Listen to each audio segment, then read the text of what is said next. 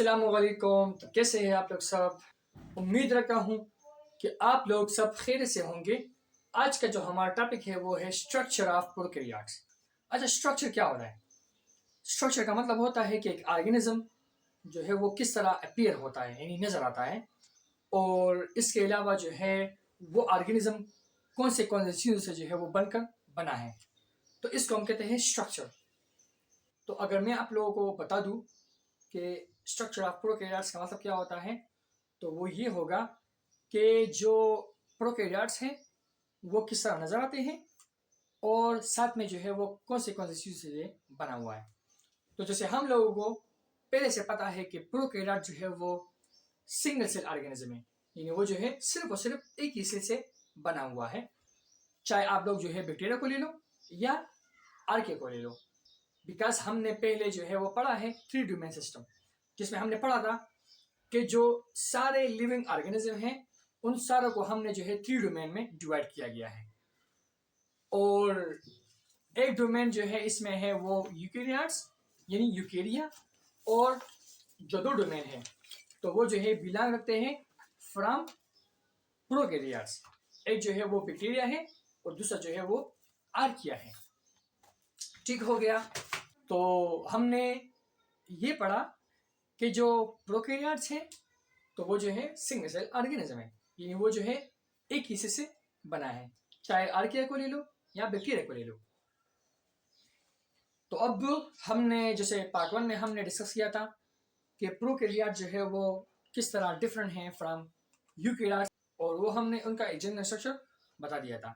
अभी हम जो है स्ट्रक्चर ऑफ प्रोकैरियोट्स में टेप ऑफ बैक्टीरिया को डिस्कस करेंगे, साथ में जो है साइटोस्केलेटन को स्टडी करेंगे। साइटोस्केलेटन क्या होता है?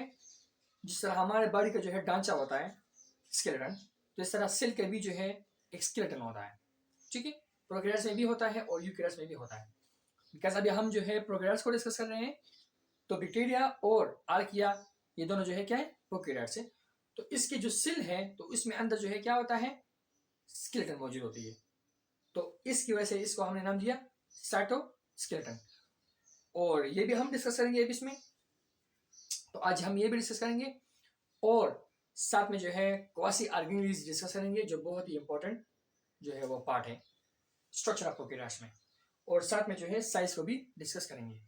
ठीक है, तो चलो शुरू करते हैं इसके शेप ऑफ बैक्टीरिया को, और जो कि ये सारी चीज़ें जो है शेप और इसके अलावा जो है जो ऑर्गेनेल्स है, साइटोस्केलेटन हो गया और जो साइज हो गया, ये सारे जो है स्ट्रक्चर में आते हैं। ठीक है, बिकॉज आप लोगों को मैंने बताया कि वो स्ट्रक्चर क्या होता है, हाउ सेल अपीयर, या हम कहते हैं हाउ ऑर्गेनिज्म अपीयर, और वो किस चीज़ से बना हुआ है।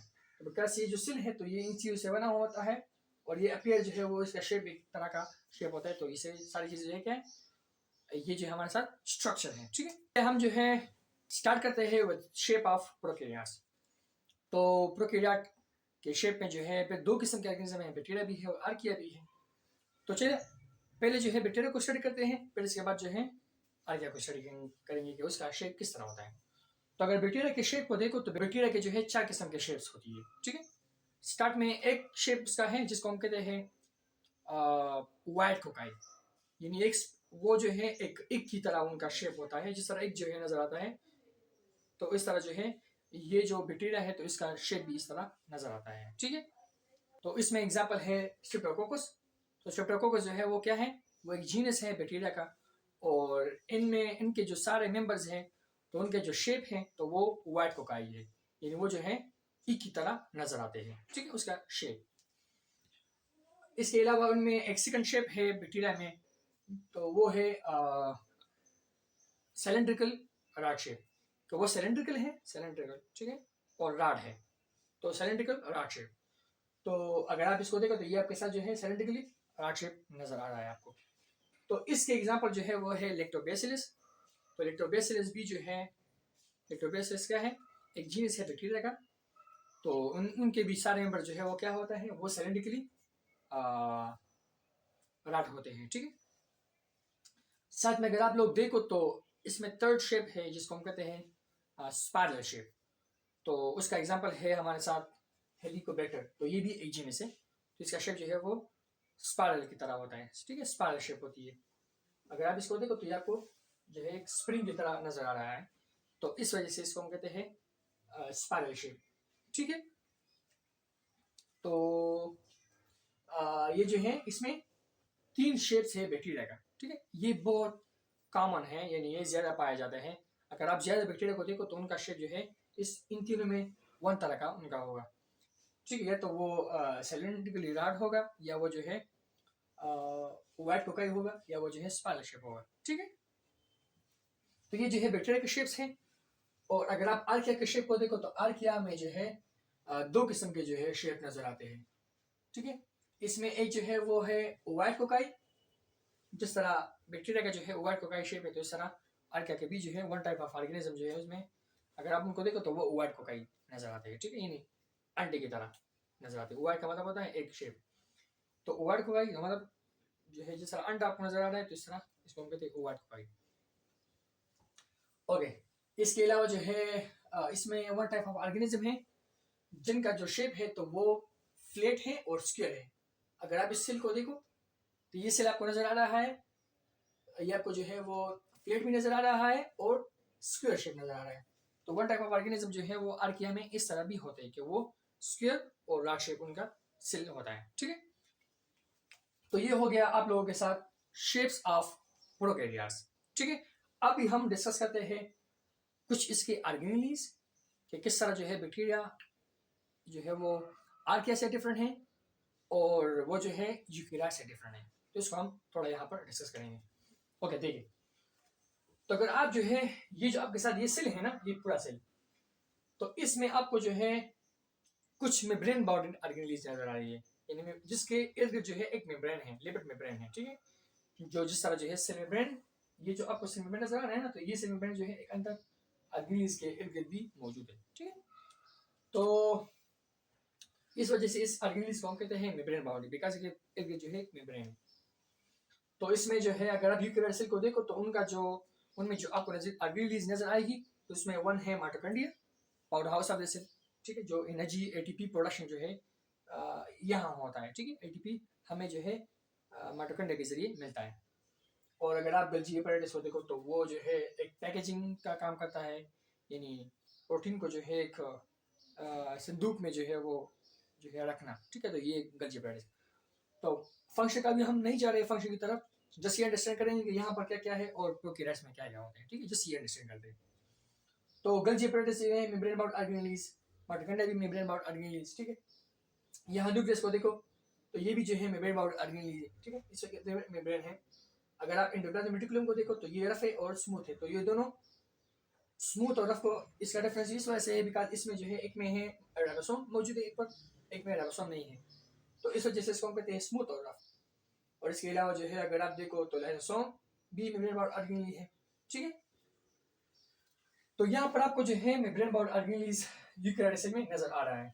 अगर आप देखिए राइबोसोम को तो राइबोसोम जो है वो मेम्ब्रेन बाउंड ऑर्गेनेली नहीं है, तो इस वजह से वो जो है प्रोकैरियोट में भी पाया जाता है, प्रोकैरियोट में भी और यूकेरियोट में भी पाया जाता है, ठीक है। आज तो वो ऑर्गेनेली है लेकिन मेम्ब्रेन बॉडी नहीं है, इसके इर्द मेम्ब्रेन नहीं है, ठीक है। सेंट्रियोल भी जो है प्रोटीन स्ट्रक्चर है यहाँ पर, ठीक है। तो मतलब प्रोटीन से बना हुआ है सेंट्रियोल। तो अभी हम ये डिस्कस करेंगे। अच्छा, अभी हम देखते हैं टुवर्ड प्रोकैरियोट सेल। तो प्रोकैरियोट सेल को देखकर हमें जो है पता लग जाएगा कि what is the difference between two, okay. अच्छा, अगर आप लोग देखें तो जो यूकेरियोटिक सेल है तो यहाँ पर आपको जो है मेम्ब्रेन बाउंड ऑर्गेनेलीज नजर आ रही है, वो ऑर्गेनेलीज मेम्ब्रेन है। लेकिन यहाँ प्रोकैरियोटिक सेल अगर आप देखिए बैक्टीरिया को और आर्किया को, दोनों जो है प्रोकैरियोटिक सेल है, ठीक है। तो अगर आप इन दोनों को देखो तो इन दोनों में जो है आपको कोई जो है वो मेम्ब्रेन बाउंड ऑर्गेनेली नजर नहीं आ रही है, ठीक है। कोई मेम्ब्रेन बाउंड ऑर्गेनेली आपको नजर नहीं आएगी, ठीक है। That's why we call them prokaryotes, ठीक है। बिकॉज प्रोकैरियोट्स और यूकेरियोट्स हम इस वजह से एक दूसरे से सेपरेट करते हैं ताकि हमें जो है यानी हम देखते हैं कि आया अगर इसमें मेम्ब्रेन बाउंड ऑर्गेनेली है, ठीक है, तो हम उसको यूकेरियोट में रखेंगे। अगर इसमें जो है एक हमारे साथ एक सेल है और उन सेल के अंदर जो है कोई मेम्ब्रेन बाउंड ऑर्गेनेली जो है वो मौजूद नहीं है, ठीक है, तो उन सेल को हम जो है प्रोकैरियोट में रखेंगे, ठीक है। तो ये एक डिस्टिंक्शन हम जो है इसी डिस्टिंक्शन की वजह से जो हम क्या करते हैं, सेपरेट करते हैं दो ऑर्गेनिज्म को, ठीक है। हम जस्ट देखते हैं मेम्ब्रेन वाले ऑर्गेनिज्म को। तो बिकॉज बैक्टीरिया में भी जो है कोई नहीं है मेम्ब्रेन वाले ऑर्गेनिज्म और आर्किया में भी नहीं है, तो इन दोनों को जो है प्रोकैरियोटिक कहा गया है। और जिनमें जो है ये सारे मौजूद होते हैं मेम्ब्रेन वाले ऑर्गेनिज्म, इसको यूकैरियोटिक कहा गया है। इसमें जो है इनमें से भी आता है, ठीक है। हम सारे जो है कि हम क्या सारे यूकैरियोटिक है बिकॉज हमें ये ऑर्गेनिज्म है। इसके अलावा अगर प्लांट सेल को देखो तो प्लांट में भी जो है ये ऑर्गेनिज्म मौजूद होती है, तो इस वजह से इसको भी जो है यूकैरियोटिक कहा गया है। और इसके अलावा जो है अगर आप अलावा बैक्टीरिया और आर्किया के अलावा जो है जितने भी अदर ऑर्गेनिज्म है, लिव ऑर्गेनिज्म, तो वो सारे जो है यूकैरियोटिक यानी यूकैरियोट्स हम इसको कहते हैं, ठीक है। और फंजाई को तो फंजाई में भी जो है ये सारे मौजूद होती है, इस वजह से इसको भी हम जो है यूकैरियोट कहते हैं, ठीक है। ओके, तो and that is 5 kingdom system, जिसमें जो है किंगडम प्लांटिया, किंगडम एनिमलिया,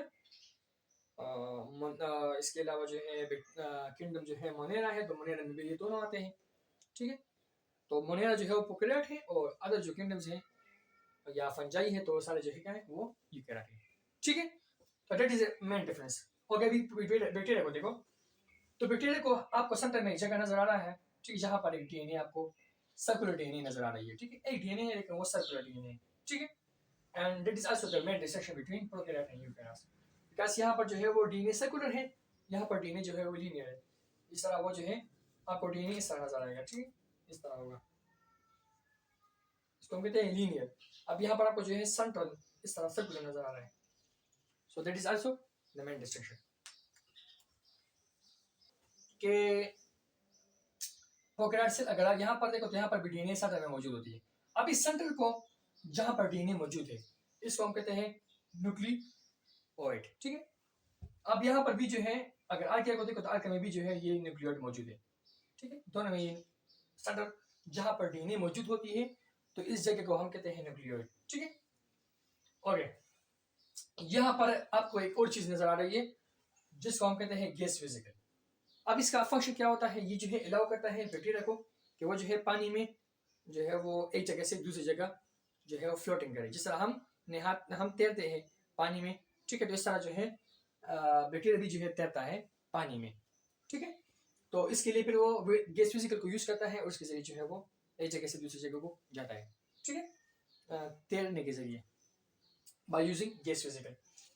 अब यहाँ पर आप थोड़ा देखो तो ये जो गैस वेसिकल आपको नजर आ रहा है, ये आपको जो है एनकैप्सुलिन नैनो कंपार्टमेंट आपको नजर आ रहा है, ये आपको जो है बैक्टीरियल माइक्रो कंपार्टमेंट नजर आ रहा है।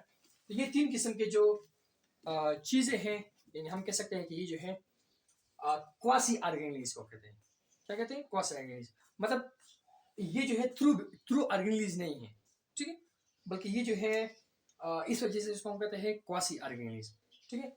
और ये कि इसको ऑर्गेनेलिज इस वजह से कहते हैं बिकॉज यहाँ पर जो है कुछ रिएक्शन होती है, ठीक है। कुछ काम जो है वो यहाँ अंदर इसी ऑर्गेनेलिज इसी स्ट्रक्चर में होती है, तो इस वजह से इसको कहते हैं क्वासी ऑर्गेनेलिज। बिकॉज ऑर्गेनेलिज क्या होता है, ऑर्गेनेलिज में अंदर वही कोई ना कोई काम होगा, ठीक है।